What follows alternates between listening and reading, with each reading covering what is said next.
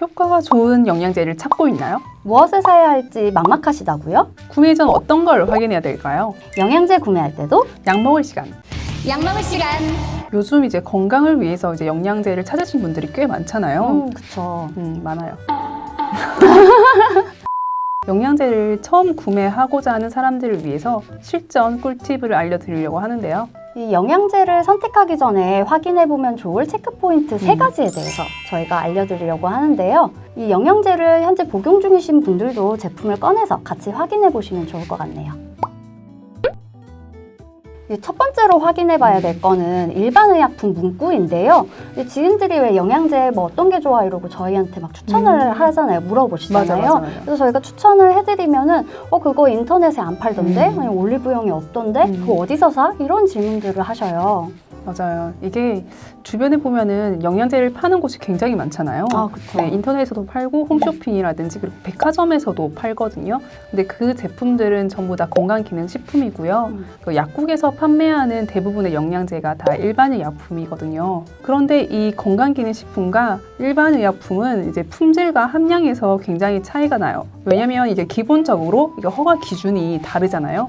맞아요. 이 일반의약품은 이 질병의 치료라든지 예방을 위해서 복용하는 약으로서 딱 약국에서만 구매를 할 맞아요. 수가 있잖아요. 그래서 이런 의약품은 안전성, 유효성, 그리고 안정성 이 3가지를 다 만족시켜야 되기 때문에 이 제조하는 과정이라든지 그리고 이거 허가하는 그 단계에 있어서 건강기능식품보다 훨씬 절차가 까다롭고 복잡해요. 그래서 같은 성분이라도 영양제 함량에 있어서는 일반의약품이 훨씬 더 균일하고 고른 품질이라고 말씀드릴 수 있고요. 그래서 영양제를 구매하실 때 같은 성분인데 하나가 뭐 건강기능식품으로 나와 있고 하나가 일반의약품으로 나와 있다. 이런 경우에는 일반의약품을 구매하시는 것을 더 추천드립니다. 건강기능식품은 이 우리 몸의 건강 유지와 증진을 위해서 이게 생체 그 조절 기능을 가진 그런 성분을 말하잖아요. 보면은 건강보조식품이라든지 건강식품이라든지 그리고 천연식품 뭐 이런 것들이 다양하게 이렇게 나오고 있는데 건강기능식품이 그 기능성을 인정받은 거잖아요. 그래서 식약처의 그 기준에 맞게 이렇게 생산이 되어서 허가가 이렇게 된 거기 때문에 이 건기식기라고 해서 무조건 안 좋다라고 하는 것은 아니에요. 그리고 일반의약품이 아니라 건강기능식품으로만 나오는 제품들이 있잖아요. 맞아요. 예를 들면 코엔자임 Q10이라든지 뭐 루테인 이런 성분들은 이제 식약처에서 기능성 원료로 이제 인증을 받아서 나온 제품들인데요. 이 제품은 건강기능식품으로만 나와요. 그래서 무조건 이제 건강기능식품이라고 써져 있는 게 다 안 좋다라고 생각하시는 거는 오해고요. 무조건 피할 거는 아니에요. 그래서 만약에 내가 건강기능식품으로 나온 성분이 필요하다던가 이렇게 복용을 해야겠다라는 의사가 있다면은 이 건강기능식품 인증 마크와 그리고 GMP 마크를 이렇게 확인을 해보시는 게 좋고요. 그리고 이 건강기능식품을 약국에서도 판매를 하잖아요. 그렇죠. 그래서 이렇게 구매하실 때 약사님과 이렇게 상담하시면 더 좋겠죠. 두 번째로 체크해야 되는 거는 성분 함량인데요. 저희가 이전 영상에도 말씀을 드렸다시피 우리가 피로회복과 면역 강화를 위해서 이제 영양제를 복용할 때는 권장 섭취량 대신 최적 섭취량을 복용하라고 말씀을 드렸는데요. 사실 최적 섭취량은 이제 근거 자료에 따라서 조금씩 이제 차이가 나긴 하잖아요. 맞아요. 그래서 이게 뭐 절대적인 기준으로 이렇게 생각하실 필요는 없고요.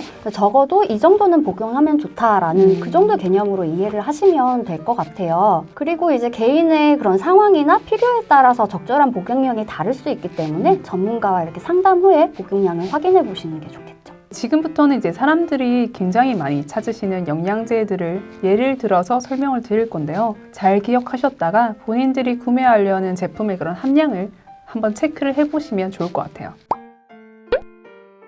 비타민 A는 이렇게 결핍이 되면은 뭐 야맹증이라든지 안구건조가 발생할 수 있어서 되게 눈건조에 중요한 비타민으로 알려져 있잖아요. 근데 뿐만 아니라 이 세포 분화나 그리고 면역 기능에도 중요한 역할을 하고 있어요. 그래서 이게 눈 건강을 비롯해서 건강 증진의 이런 목적으로 영양제를 복용하실 때에는 5,000IU에서 10,000IU 정도를 추천드립니다. 이제 이 성분은 단일 성분으로는 이제 건강기능식품으로 굉장히 많이 나오고 있고요. 그리고 복합 제제로 이제 많이 나오고 있는데요. 그렇기 때문에 중복 복용을 해서 그 비타민 A 섭취를 과량으로 할 수도 있잖아요. 그렇죠. 네, 이제 그거를 피해 주셔야 되고요. 특히 임산부의 경우에는 하루에 5,000IU 이상 복용하게 되면 기형 출산의 위험이 있기 때문에 꼭 조심하셔야 합니다. 피로 회복에 필수적인 그런 영양소가 뭐가 있을까요? 비타민 B군 있겠죠. 네, 이 비타민 B군은 이 패밀리가 있잖아요. 그 안에 구성원들이 다 필요한 최적 섭취량이 조금씩 차이가 있는데요. 비타민 B1, B5, B6는 50에서 100mg씩, 그리고 B2, B3는 15에서 50mg씩 복용하시는 게 좋고요. 엽산과 비오틴은 400에서 800 마이크로그램, 비타민 B12는 200에서 400 마이크로그램을 복용하는 걸 추천해요. 표를 보면 아시겠지만 이제 비타민 B의 경우 이제 권장 섭취량과 이제 최적 섭취량은 10배에서 많게는 100배까지 차이가 나거든요. 그리고 비타민 B군은 아까 이제 패밀리라고 했잖아요. 네네. 그래서 이렇게 딱 단일 성분으로 한 가지씩 이렇게 드시는 것보다는 이 B군을 이제 종합적으로 함께 드시는 것이 좋아요. 이 약국에 보면은 고함량으로 해서 일반 의약품으로 이렇게 네. 같이 이렇게 나온 제품들이 있잖아요. 그거를 선택하시면은 피로 회복이나 면역력 증대에 이렇게 도움이 될 수 있고요. 그리고 이거는 또 활성용 비타민이 있잖아요. 그쵸. 이제 그걸로 들어있으면은 더 효과를 보실 수 있습니다. 복용 시 중요한 부분을 한 가지 더 알려드리자면요. 이게 처음 복용하시는 분들은 깜짝 놀랄 수가 있어요. 아, 네. 맞아요. 고함량이 좋다고 해서 복용했는데 소변이 너무 샛노랗게 나올 수가 있거든요. 이거는 이제 비타민 B군 중에 B2, 리보플라빈의 그 성분 때문에 소변이 샛노랗게 나오는 거라서 너무 걱정 안 하셔도 되고요. 그냥 꾸준하게 계속 드시면 됩니다. 그리고 또 비타민 B군 이렇게 영양제 고함량으로 복용하시는 분들 중에 좀 속이 불편하다, 맞아요. 속이 쓰리다라고 얘기하시는 분들도 있거든요. 만약에 그런 부작용을 느끼시면은 그때 식후에 꼭 복용을 해주시고요. 그 비타민 B가 이런 에너지를 만들어내고 이렇게 대사작용을 하기 때문에 이게 좀 늦은 오후라든지 이게 저녁에 드시게 되면은 좀 이렇게 잠이 안 오거나 하는 경우도 있어요. 맞아요. 그래서 이거는 오전 시간대 그리고 아침 복용을 더 추천을 드리고요. 그리고 또 대표적인 항산화제로 이제 비타민 C를 굉장히 많이 복용하시잖아요. 근데 사실 비타민 C 결핍 증상은 초등학교 때 뭐라고 배웠어요? 이렇게 해서 괴혈병.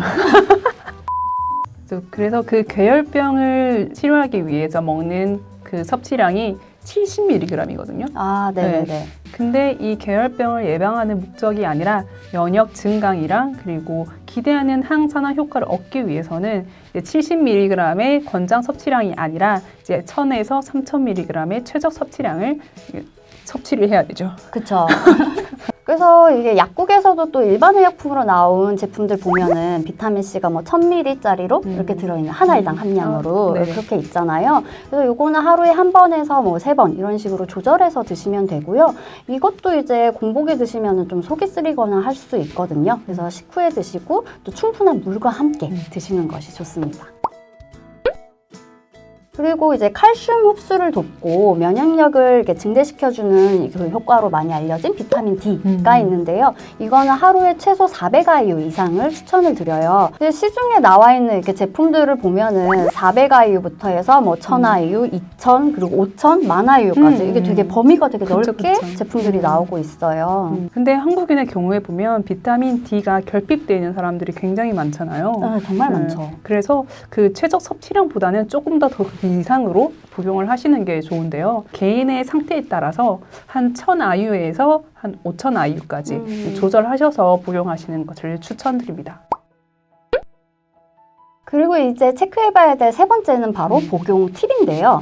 이게 아무리 좋은 영양제를 구매했다고 하더라도 이렇게 올바르게 잘 복용하지 않으면은 기대하는 효과를 이렇게 느낄 수가 없잖아요. 이 영양제를 이렇게 복용할 때 다른 뭐 음식이라든지 그리고 다른 영양제와 이렇게 함께 복용을 했을 때 그 효과가 더 증대될 수도 있고요. 오히려 서로 이렇게 흡수를 방해해가지고 효과가 더 떨어지는 경우도 있어요. 그래서 그런 점들을 좀 알고 계시면 좋을 것 같은데요. 예를 들어서 칼슘 같은 경우에는 비타민 D, 그리고 철분 같은 경우에는 비타민 C 이런 식으로 같이 복용하면 흡수율이 높아지는 그런 영양제들도 존재를 하고요. 비타민 A, D 같이 지용성 비타민이나 오메가3 이런 제품들은 식후에 복용하시는 게 흡수율이 더 높아집니다.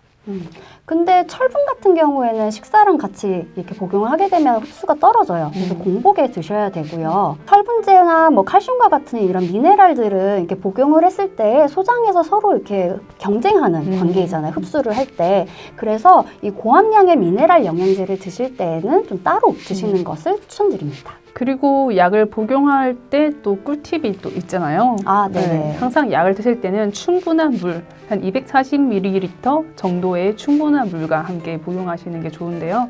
이게 식도로 약을 넘길 때 식도에 약 성분이 남아있게 되면 식도를 자극하게 될 수도 있고요. 그리고 물을 충분히 드셔야지만 약 흡수율이 더 높아집니다. 특히 우유의 경우에는 이제 미네랄의 흡수를 방해할 수 있기 때문에요. 시간 간격을 두고 복용하시는 게 좋아요. 지금까지 이 영양제 입문자 분들을 위해서 꼭 체크해봐야 될 3가지를 좀 알려드렸는데요. 이게 구매 전에 이렇게 좀 상식처럼 알고 계시면 도움이 되실 것 같아요. 네. 그래서 잘 기억해 두셨다가 영양제 이렇게 구매하실 때 네. 도움이 되셨으면 좋겠습니다. 그래서 영양제를 처음 구매하시는 분들뿐만이 아니라 현재 영양제를 복용하고 계시는 분들도 지금 내가 먹는 제품이 함량이 충분한지 그리고 제대로 맞게 복용을 하고 있는지 한번 체크를 해보셔도 좋을 것 같아요. 영양제 고를 때도 약 먹을 시간!